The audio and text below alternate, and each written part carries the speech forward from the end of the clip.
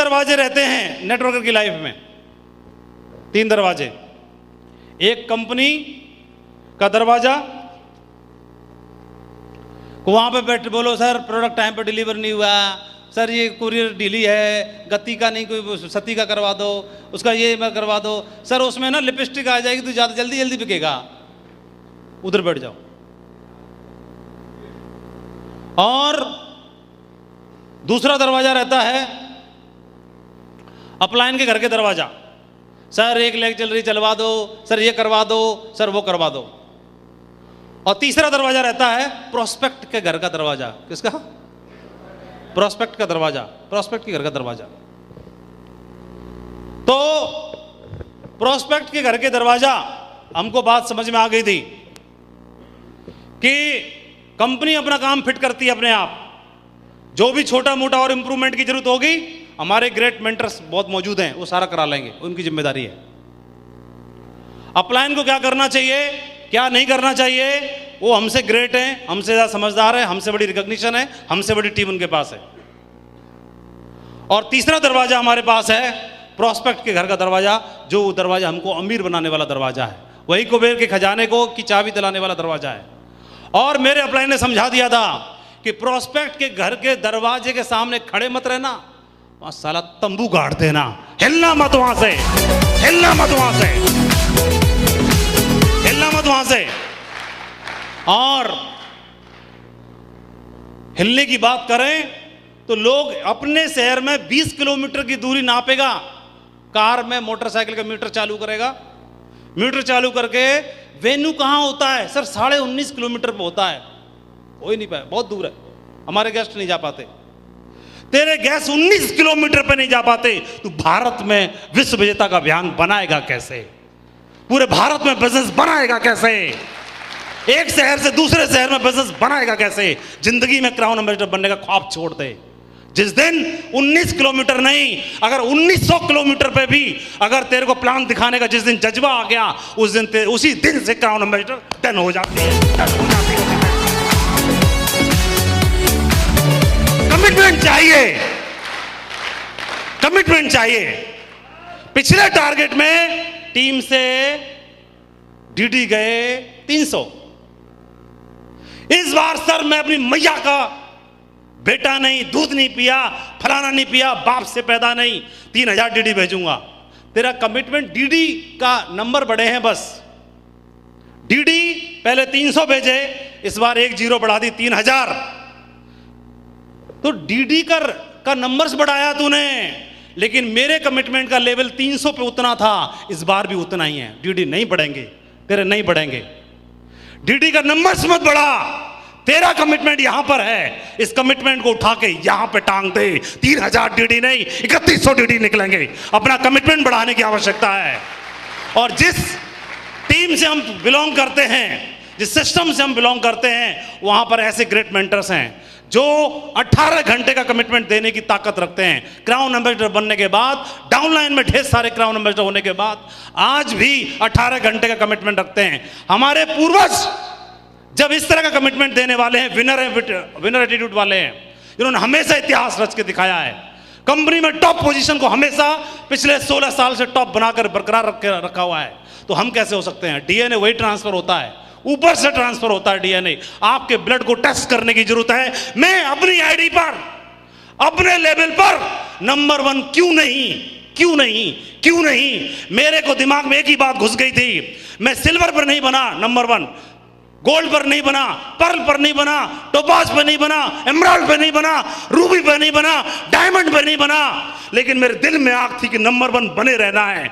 और उस दिन के बाद मेरे पास अपलाइन का फोन आया कि इस बार आप नंबर 1 बने हैं। और उस दिन के बाद से मैंने अपना पैर अड़ा दिया कि मेरे आईडी पर, मेरे लेवल पर, पूरे नेटवर्क मार्केटिंग इंडस्ट्री में कोई आईडी का दूसरा नाम लिया जाता है तो लानत है मेरे ऊपर, लानत है मेरे ऊपर, लानत है मेरे ऊपर, लानत है मेरे ऊपर। और ये स्टेज के हीरो कभी हासिल नहीं कर पाएंगे। स्टेज के हीरो बेस्ट परफॉर्मर का अवार्ड कभी हासिल नहीं कर सकते। बेस्ट परफॉर्मर का अवार्ड उसी को मिलेगा जो ग्राउंड का हीरो है, जो 18 घंटे कमिटमेंट करने की बात करता है। उसी को मिलेगा। और ये ललक, ये जज्बा मुझे इस टीम में दिखाई देता है। 1500 टाइगर्स यहां से हिलने वाले हैं। पूरा हिंदुस्तान नेटवर्क मार्केटिंग इंडस्ट्री के लिए अब ये टीम पूरे हिंदुस्तान में जानी जाने वाली है, ऐसा मुझे आज आभास हो रहा है। कैसा होने वाला है? कमिटमेंट चाहिए, बातें नहीं, कमिटमेंट चाहिए। और कमिटमेंट सिर्फ बोलने का नहीं, सेल के नंबर्स जीरो बढ़ाने का नहीं, अपना लेवल का कमिटमेंट बढ़ाना पड़ेगा टाइगर्स।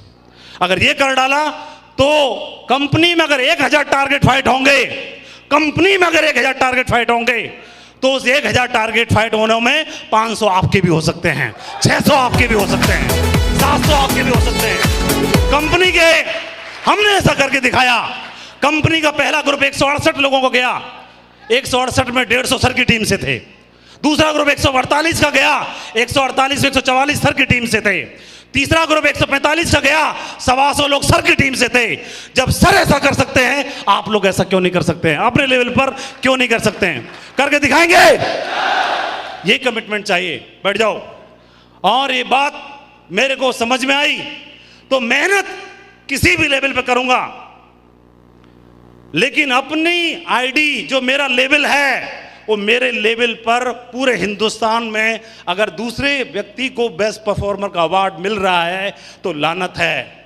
पैसा तो कमाने के लिए बिजनेस में आया था, लेकिन सफलता का मतलब सिर्फ पैसा नहीं है, सम्मान भी है। मुझे पैसा भी चाहिए और सम्मान भी चाहिए। पैसा 2 लाख से ऊपर नहीं बढ़ेगा, कोई बात नहीं। सम्मान का ओहदा इतना बढ़ा दूंगा, इतना बढ़ा दूंगा, इतना बढ़ा दूंगा कि नेटवर्क मार्केट इंडस्ट्री में कमिटमेंट के बल पर किसी और का नाम आना नहीं चाहिए। जिस दिन आया, लानत है मेरे ऊपर। अपना कमिटमेंट देने के लिए मैं हमेशा तैयार हूं।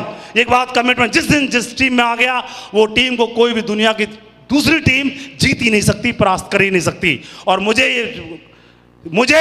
ये ललक और ये भूख इस टीम में आज दिखाई दे रही है। मुझे लगता है आज सर का आशीर्वाद लेने के बाद ये टीम में इस बार पूरी कंपनी में जितने टारगेट फाइट होंगे उसमें सबसे चाहे एक ज्यादा हो, लेकिन हाईएस्ट टारगेट इस टीम से निकलने वाले हैं, ऐसा मैं देख सकता हूं।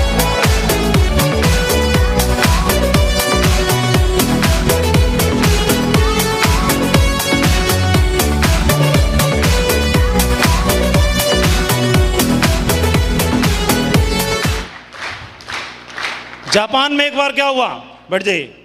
जापान में एक बार हुआ कि फिश का टेस्ट उनको पसंद नहीं आने लगा। जापानीज लोगों ने रेस्टोरेंट में जो फिश खाते थे उसका टेस्ट रिजेक्ट कर दिया। बोले फिश तो है, मज़ा तो आ रहा है, लेकिन उतना मज़ा नहीं है जो फ्रेश फिश का होता है।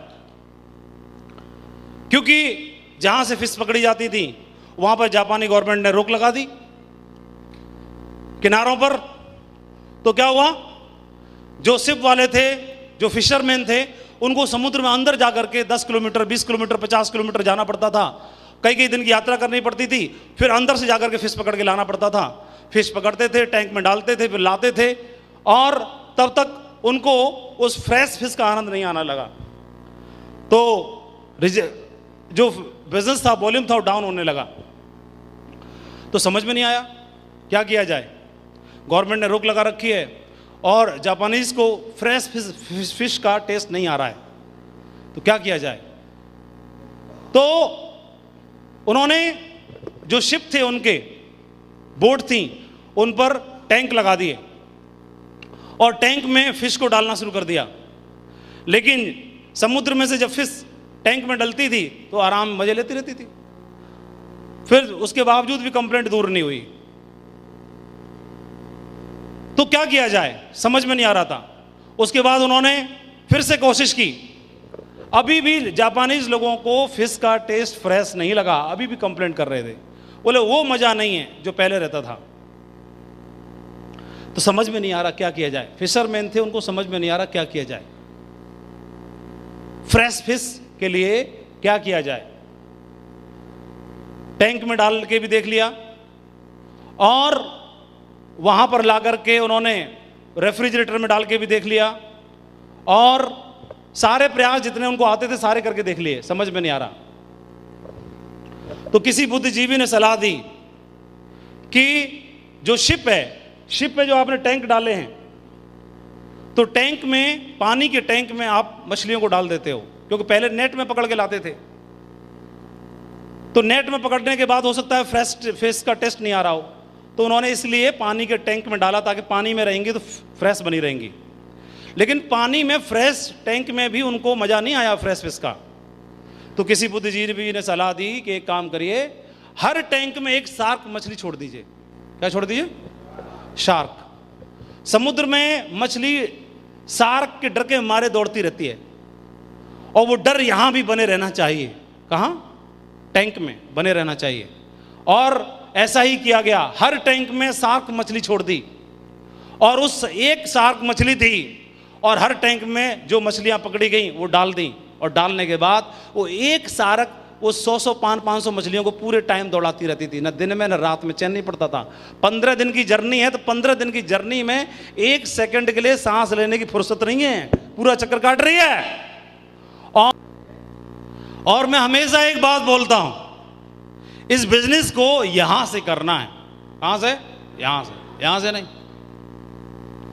यहां से करेंगे तो ये पूछेगा सुबह 7 बजे उठने की क्या जरूरत है, ये बोलेगा कि 7 बजे, 6 बजे, 5 बजे उठने की जरूरत क्या है, ज्यादा फॉलोअप करने की जरूरत क्या है, ये लॉजिक देगा। और ये भी समझाएगा कि 2 लाख रुपए का चेक बनने के बाद एक्स्ट्रा सेल भेजने की जरूरत क्या है, बेकार तो जा रही है। टारगेट मेरा फाइट हो गया, अब और फालतू जरूरत क्या है? टारगेट की क्लोज, टारगेट मेरा फाइट नहीं हो पाया तो फिर डीडी भेजने की जरूरत क्या है, रोक लेता हूं, नया आने के बाद भेजूंगा, ये लॉजिक देगा। और हमारे मुंह से एक बात निकलती है जो अपलाइन ने बताई है, इस बिजनेस को यहां से करना है। यहां से क्यों? यहां से इसलिए क्योंकि जब तक आपको खुद को भरोसा नहीं है, जिस बिजनेस पे, जिस धंधे पे आपको खुद को भरोसा नहीं है, तो दूसरे को क्यों फंसाते हो? मत फंसाओ। ये बिजनेस यहां से करना है, और तब तक नहीं करना जब तक यहां से क्लियर ना हो जाए। तब तक करते रहो इंक्वायरी, करते रहो वेट, और जिस दिन क्लियर यहां से हो जाए, मैं यही बोलता हूं कि अगर यहां से भरोसा ना हो तो किसी को फंसाना मत, और यहां से जिस दिन भरोसा हो जाए किसी को छोड़ना मत, किसी को छोड़ना मत। यहां से करना है, साधारण काम नहीं करना, इतिहास लिखने के लिए काम करना है। पहले मौका नहीं था, ये मौका मिला है, इतिहास लिखने का मौका मिला है। शुरुआत अपने घर से की जाएगी, अपनी आईडी पे की जाएगी, रिकॉग्निशन लेवल पे की जाएगी, बेस्ट परफॉर्मर अवार्ड से की जाएगी। हर वो काम करना है जो काम साधारण बंदा नहीं करता। मैं हर वो काम करूंगा, हर वो काम करना है, इतिहास लिखने के लिए काम करना है।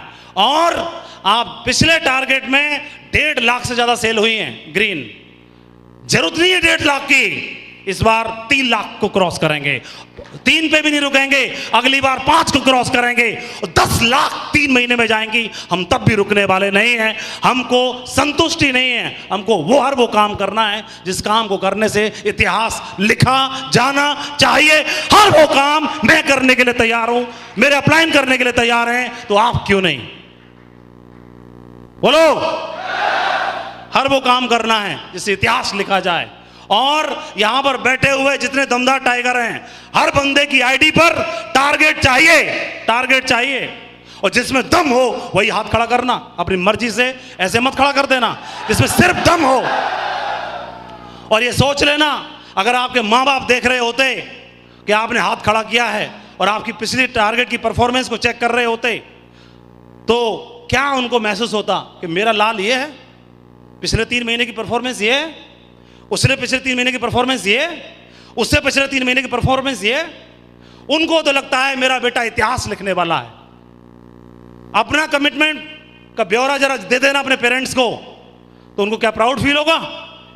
ऐसा काम करना है कि सबसे पहले माँ बाप को प्राउड फील हो जाए, ऐसा काम करना है। ऐसा हो सकता है कि नहीं हो सकता है? अभी हाथ वही खड़ा करेगा जिसमें दम है, सिर्फ वही हाथ खड़ा करेगा जिसको लगता है कि अपनी आईडी पर हर हाल में टारगेट होगा, चाहे कुछ भी क्यों ना हो जाए। वही टारगेट फाइट करने वाले टाइगर्स अपनी जगह पर खड़े हो जाएं, और उन्हीं के लिए जोरदार तालियां, जोरदार म्यूजिक।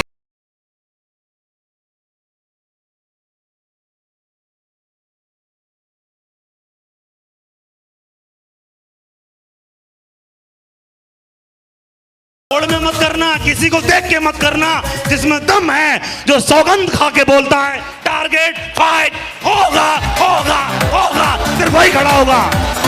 आईडी में टारगेट चाहिए, होगा कि नहीं होगा?